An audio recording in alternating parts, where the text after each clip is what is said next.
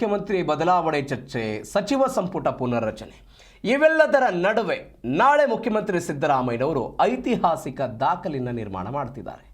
ಅತಿ ಹೆಚ್ಚು ಅವಧಿಗೆ ಮುಖ್ಯಮಂತ್ರಿ ಆಗಿರುವಂಥ ದಾಖಲೆಯನ್ನು ಸಿದ್ದರಾಮಯ್ಯನವರು ಬರಿತಾ ಇದ್ದಾರೆ. ನಾಳೆ ಸಿದ್ದರಾಮಯ್ಯನವರ ಪಾಲಿಗೆ ಐತಿಹಾಸಿಕ ದಿನ, ಐತಿಹಾಸಿಕ ದಾಖಲೆಯನ್ನು ನಿರ್ಮಿಸ್ತಾ ಇದ್ದಾರೆ. ಅತಿ ಹೆಚ್ಚು ಅವಧಿಗೆ ಅತಿ ಹೆಚ್ಚು ದಿನಗಳ ಕಾಲ ರಾಜ್ಯದ ಮುಖ್ಯಮಂತ್ರಿ ಆಗಿರುವಂಥ ದಾಖಲೆಯನ್ನು ಸಿದ್ದರಾಮಯ್ಯನವರು ಬರೀತಾರೆ. ಡಿ ದೇವರಾಜ್ ಅರಸು ಅವರ ದಾಖಲೆಯನ್ನು ಮುರಿತಾರೆ. ಮೈಸೂರು ರಾಜ್ಯ, ಅದಾದ ನಂತರ ಕರ್ನಾಟಕ ಮರುನಾಮಕರಣ ಇವೆಲ್ಲವನ್ನ ಪರಿಗಣನೆಗೆ ತೆಗೆದುಕೊಂಡ ನಂತರವೂ ಕೂಡ ಸಿದ್ದರಾಮಯ್ಯನವರು ನಾಳೆಗೆ ಇವತ್ತಿಗೆ 2792 ದಿನಗಳನ್ನು ಪೂರ್ಣಗೊಳಿಸ್ತಾರೆ. ಆ ಮೂಲಕ ದೇವರಾಜು ಅರಸು ಅವರ ದಾಖಲೆಯನ್ನು ಮುರಿತಾರೆ.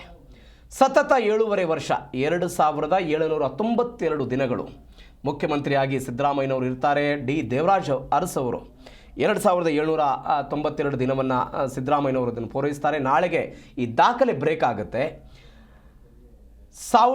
1972ರಲ್ಲಿ ಮೊದಲ ಬಾರಿಗೆ ದೇವರಾಜ್ ಅರಸು ಅವರು CM ಆಗಿದ್ದರು. ಅದಾದ ನಂತರ 1978ರಲ್ಲಿ ಎರಡನೇ ಅವಧಿಗೆ ಅವರು ಮುಖ್ಯಮಂತ್ರಿಗಳಾಗಿದ್ದರು. ಒಟ್ಟಾರೆ 2792 ದಿನಗಳನ್ನು ಅವರು ಪೂರೈಕೆ ಮಾಡಿದರು.